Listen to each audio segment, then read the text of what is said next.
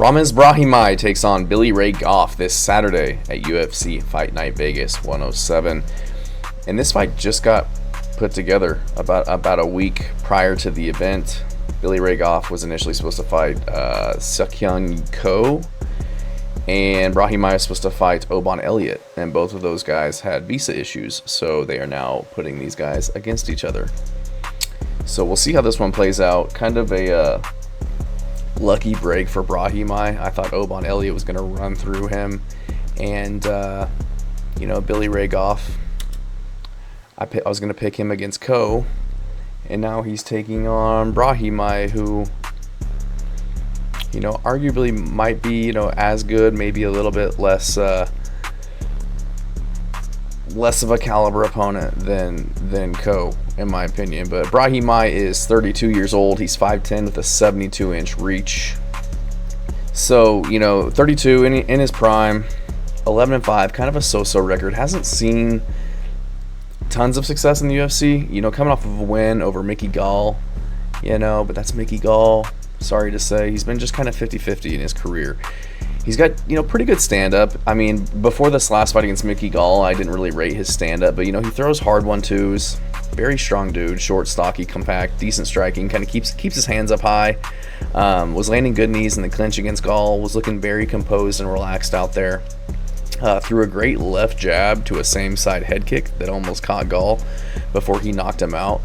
But he just kind of ducks his head. He kind of ducks his head a little bit when he's throwing combinations, but looked pretty crispy against Gall.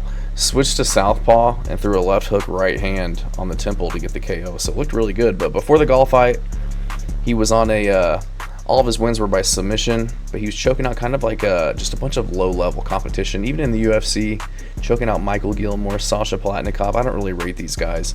But,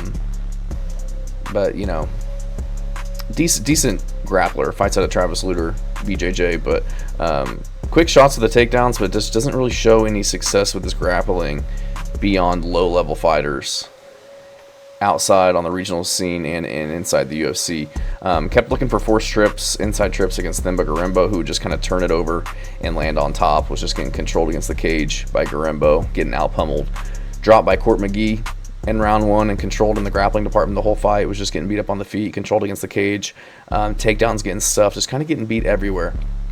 And was losing the stand-up battle against Max Griffin and had his ear, damn near ripped off of his head and got TKO'd because of that. So outside of the Gall fight, if he isn't getting takedowns, he's not really beating these highly skilled guys on the feet. And I don't really consider Mickey Gall highly skilled, but it seems like anytime he faces a step up in competition, a Court McGee, a Max Griffin, a Themba Gorimbo, he's kind of getting fraud checked. But Billy Ray Goff, going to be the younger guy, 26, so he'll be 6 years younger, 5'10" with a 72.5-inch reach, and he's 9-3 in his career, so he'll have a half an inch reach advantage. But Billy Ray Goff, absolute dog.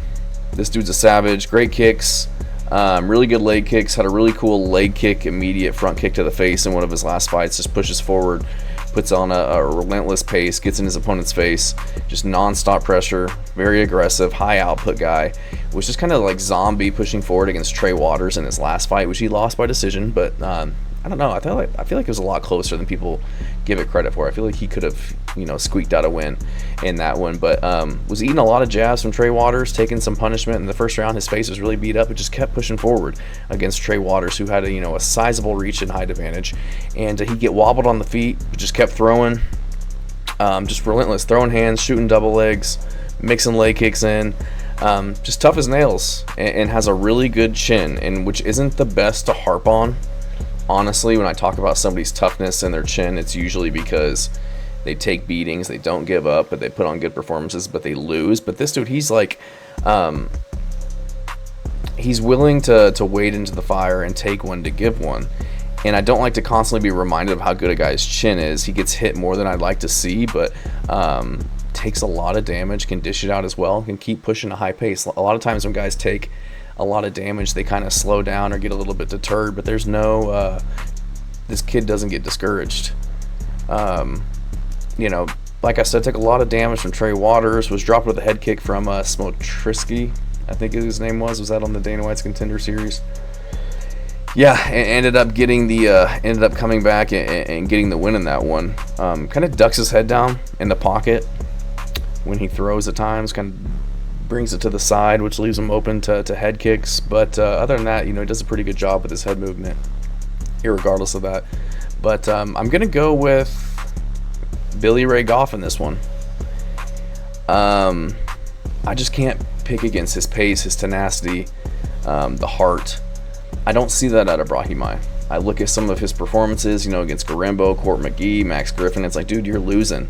And he just kind of lets the fight get away from him. Doesn't really bite down on his mouthpiece, take any chances, and go for it. And Billy Ray Goff is going for it.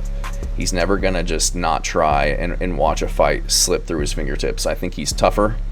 I think he's the grittier guy. I think when I think of who's the fighter, I think of Billy Ray Goff. I think that he's down to bang. Arguably could be on a 1, 2, 3, 4, 5, 6, 7, 8 fight winning streak if he would have got the Trey Waters fight, which I think that he could have maybe. And only lost by decision, doctor stoppage, never been finished. Whereas Brahimaj, I don't think he's been finished either, but I see him just get, I talk about Goff taking damage, but he takes damage and still pushes forward and gets after and is looking to actively finish the fight against guys, whereas Brahimaj, I just don't see that out of him. I just don't see the dog in Brahimaj. I just don't see it. And he, older guy, 32, still in his prime, but Billy Ray Goff, 26, athletic dude, tough, talented, great on the feet. He's going to be the much better stand-up fighter than Brahimaj.